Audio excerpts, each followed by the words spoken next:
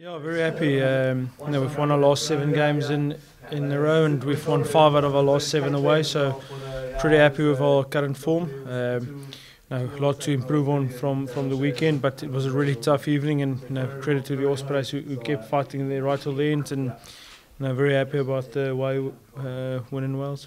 It's brilliant for the squad. A lot of lads are getting the opportunities, and a lot will over this weekend again. So grateful for the squad and grateful for the team, and I think we're gradually improving week by week.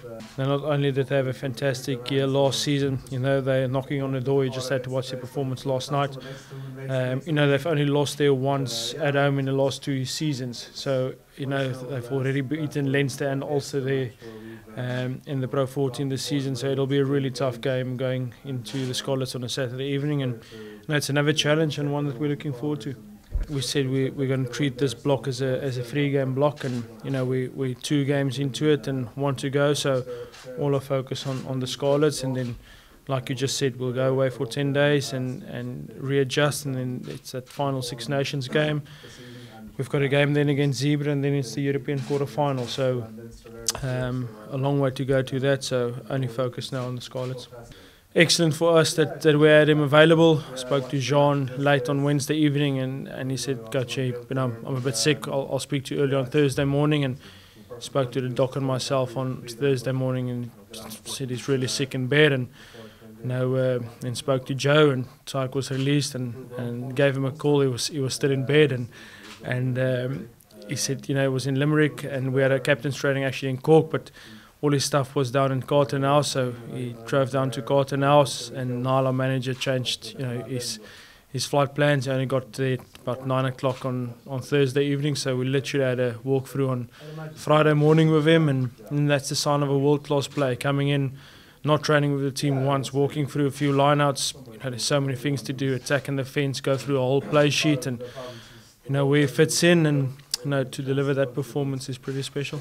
Like I said, one of the quality sides of Europe. It's a team we respect a lot, and we had a big battle with them in Thomond Park last season, and I believe it will be exactly the same.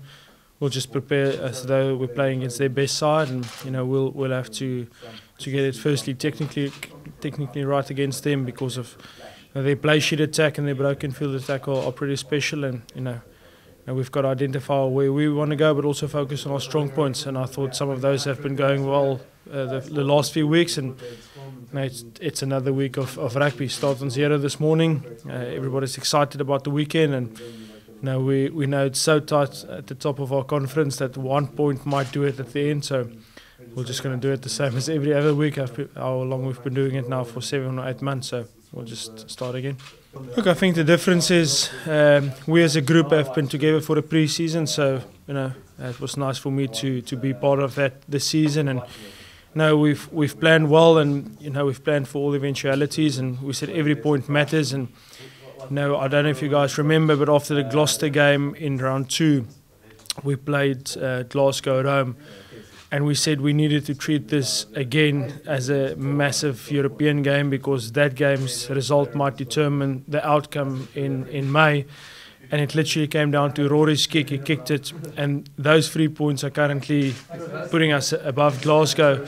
So every single point matters, and I think over the course of the whole season, all teams will have moments that swing their way and don't. So that's why we've got to have a focus every single week on each team, and who knows what might happen this weekend.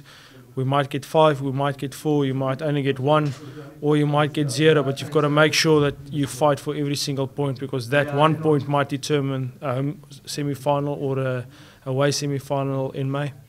Yeah, I think so. Yeah, it was a pretty dogged performance in the end. The Ospreys are always a tough team to beat, and any team when they win away from home in this league is a good day's work. So yeah, I was a happy dressing room after. Yeah, we're even going a bit further into Wales now. This time, another 30 minutes down the road to Clonettley. So yeah, it'll be a tough.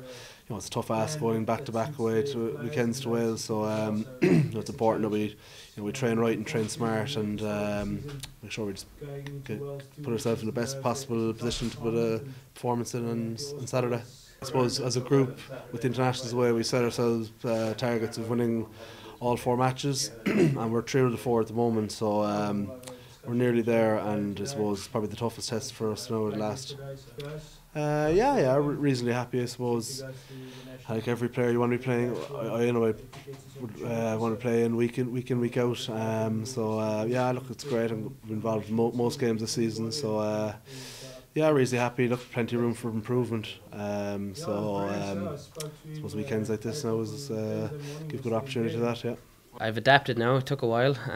The pre-season was tough, but yeah, everybody looks after you very well around here, so I'm really enjoying it. So far so good. When you come in at the start of the year, you kind of know, especially Connor being away at Irish camp, and he started the season off with an injury, so you're kind of saying these are my opportunities, and I got a few at the start of the year, and I took a bit of an injury against Glasgow away, so that kind of set me back 6 or 7 weeks, so it wasn't obviously ideal, but you kind of target then Six Nations, that you have another bit of an opportunity, and in the end of the day, it's the squad effort. It's everybody is in the team.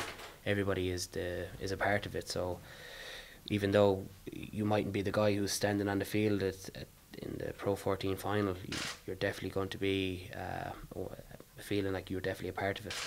Sometimes when you're an amateur playing rugby, it can be very difficult to give everything to rugby when you have a job outside of it. You're trying to worry about, in my case, 24 students in a classroom, and then you come to, when you're in this kind of environment, everything is rugby. So from you go home in the evenings, it's rugby. When you wake up in the morning, you have to make sure that you know your detail, you know what the schedule is, you know what you're doing. Make sure if you fit in some time for some extra video, like physio, strapping, diet, it's all to be the best that you can be on the weekend.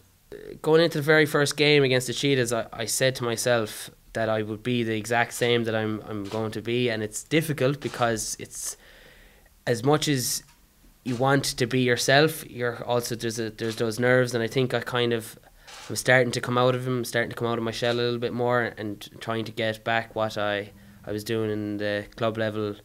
I want to show that what I can do, and although I probably haven't ran the length of the field yet, but those chances might come up hopefully.